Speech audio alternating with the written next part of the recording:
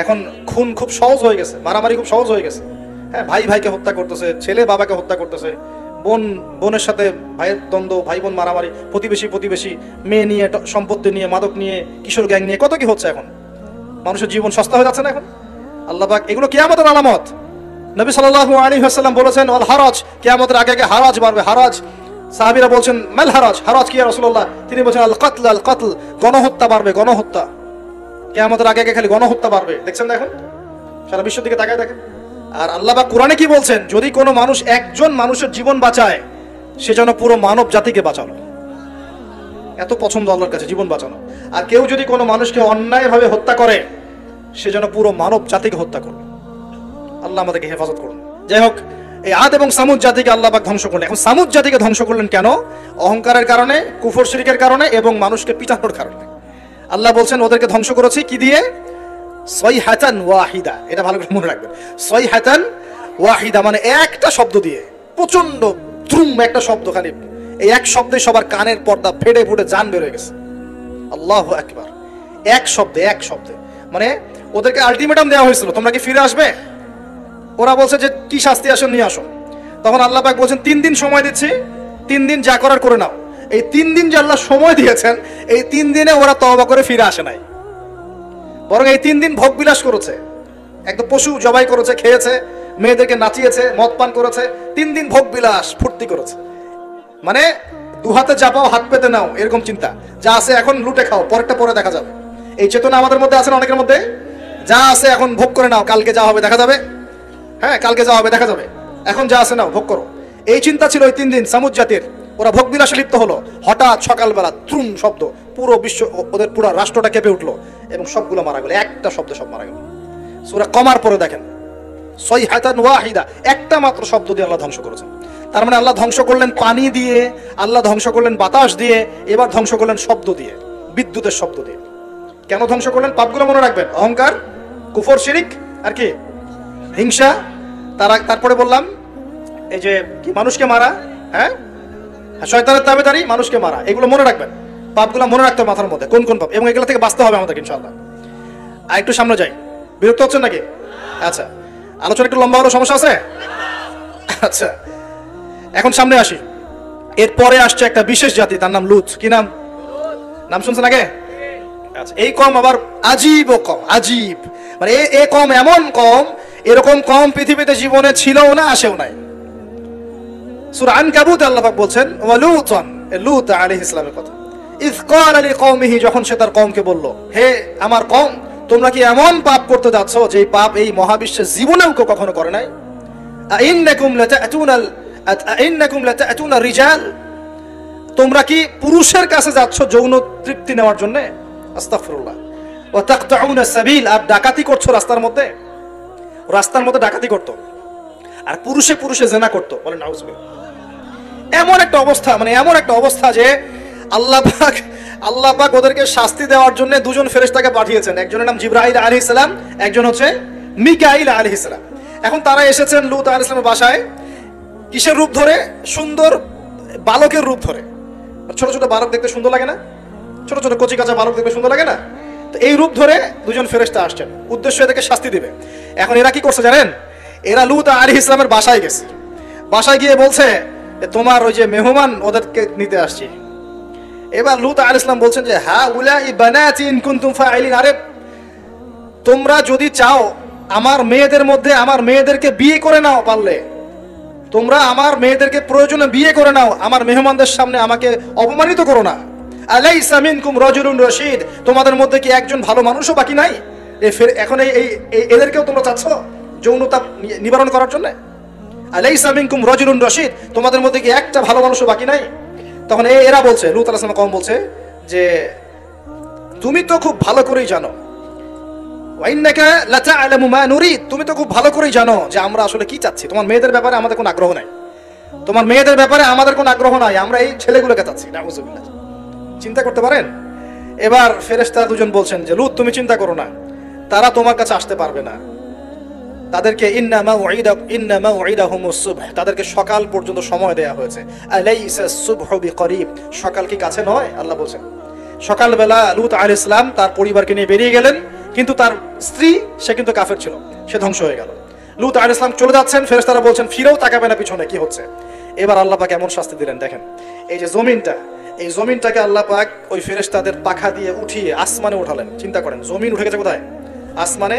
উঠিয়ে আল্লাহ পাক আসমান থেকে অঝোর ধারায় পাথর বর্ষণ করেছেন, পাথর বর্ষণ করে ওদের গা সব থেতলে দিয়ে আল্লাহ পাক উল্টা দিকে দাফন করে দিয়েছেন এদেরকে।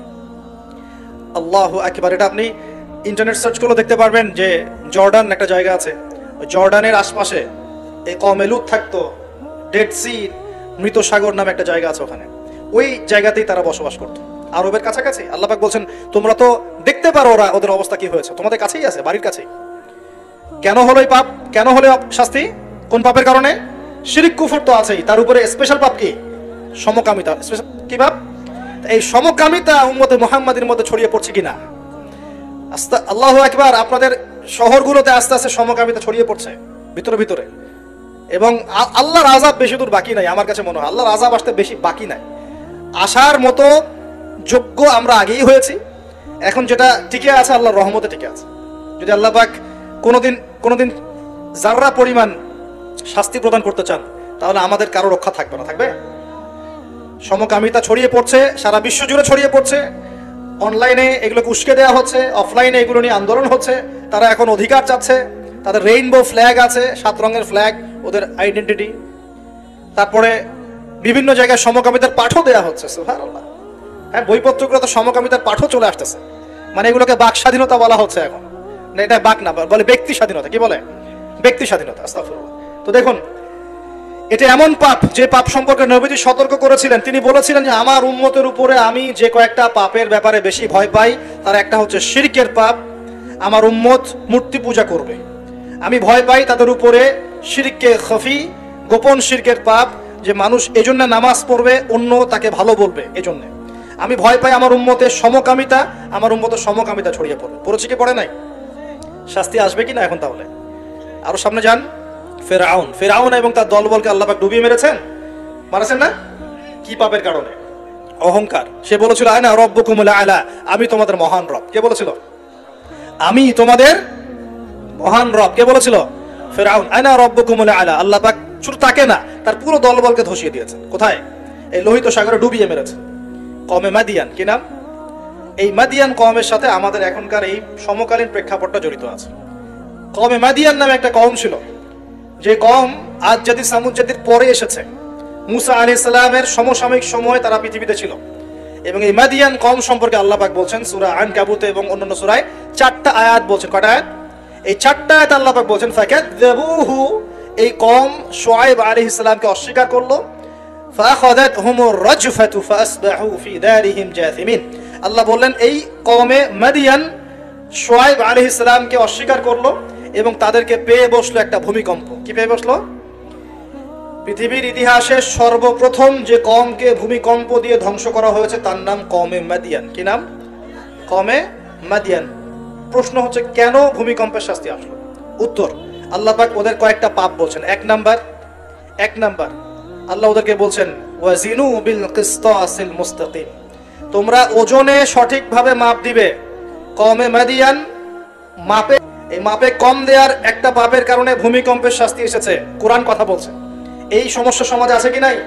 আচ্ছা, আরো বলছে ওয়ালা তাবখাসুন নাস আশিয়াহুম, তোমরা মানুষের সম্পদ অন্যায়ভাবে 2 নাম্বারি করে ভোগ করিও না। এই 2 নাম্বারি করে অন্যের সম্পদ ভোগ করার এই পাপটা সমাজে এখন আছে কি নাই? আরেকটা হচ্ছে যে তারা অপচয় করত, মাপে কম দিত, মানুষের সম্পদ অন্যায়ভাবে লুটপাট করে খেত। এই সময় আল্লাহ রাব্বুল আলামিন ওদেরকে সতর্ক করেছেন শুআয়ব আলাইহিস সালামকে দিয়ে। তারা কথা শুনে নাই। আল্লাহ রাব্বুল আলামিন ভূমিকম্প দিয়ে পুরো জাতিকে ধ্বংস করেছেন। তাহলে পৃথিবীর ইতিহাসে এই ভূমিকম্প নতুন না আগে হয়েছে? এই ভূমিকম্প এখন আবার নতুন করে বেশি বেশি হচ্ছে কিনা? এই ভূমিকম্পের অপরাধ আল্লাহ পাক কি বললেন? মাপে কম দেয়া, অন্যের সম্পদ অন্যায়ভাবে আত্মসাৎ করা এবং কি অপচয় করা। কোন কম করেছে এই কাজগুলা? কওমে মাদিয়ান। এখন আসেন কওমে মাদিয়ান থেকে নবী সাল্লাল্লাহু আলাইহি ওয়াসাল্লাম কি বলছেন। এবার আমাদের নবীজি বলছেন যে শোনো, বাইনা ইয়াদাই সাআহ, একটু মনোযোগ দেন, আমি 3-4টা হাদিস বলে শেষ করছি। বাইনা ইয়াদাই সাআহ, আমাদের নবীজি বলছেন এবার শোনো, হে আমার উম্মত তোমরা সতর্ক হও। শোনো, কিয়ামতের আগে আগে আসবে মুতানুন শাদীদ, মুতান মানে দ্বিবচন, মানে দুটো বড় বড় মহামারী। কয়টা বড় বড় মহামারী হিসেব করে দেখেন তো যে পৃথিবীতে মহামারীর সূচনা থেকে নিয়ে এই পর্যন্ত কোন মহামারীগুলো সবচেয়ে বড় ছিল। এটার স্টাডি আপনি করবেন, আমি বলে দিব না। এগুলো স্টাডি আপনারা করবেন, আমি বলে দিব না। মুতানুন শাদীদ, বড় বড় দুটো মহামারী আসবে পৃথিবীতে কিয়ামতের আগে আগে। কয়টা আসবে? ওয়া বা'দাহু, এবং এই মহামারীর পরে আসবে। এই মহামারীর পরে আসবে, একটা মহামারী গেছে, আচ্ছা এই মহামারীর পরে আসবে, নাউযুবিল্লাহ, এই মহামারীর পরে আসবে সানাওয়াতুজ জালাজিল। সানাওয়াতুজ জালাজিল আরবি যারা বোঝেন বুঝবেন। সানা মানে হচ্ছে একটা বছর, সানা মানে কি এক বছর, সানাওয়াত মানে প্লুরাল নাম্বার, অনেকগুলো বছর। জালজালা মানে হচ্ছে আপনার ভূমিকম্প, জালাজিল মানে কি ভূমিকম্প সমূহ, বহু বচন। মানে মহামারীর পরে আসবে সানাওয়াতুজ জালাজিল, ভূমিকম্পের বছরগুলো। মানে বছর ধরে, বছরের পর বছর ধরে পৃথিবীতে বিভিন্ন জায়গায় ভূমিকম্প হতে থাকবে। কে বলেছেন? নবী সাল্লাল্লাহু আলাইহি ওয়াসাল্লামের কথা কি সত্য না মিথ্যা? আস্তাগফিরুল্লাহ, সত্য না মিথ্যা? সত্য। তার মানে একটা হাদিস পেলাম, নবীজি বলেছেন কিয়ামতের আগে আগে কি হবে? ভূমিকম্পের বছরগুলো আসবে। ভূমিকম্প আসবে না, ভূমিকম্পের বছরগুলো আসবে।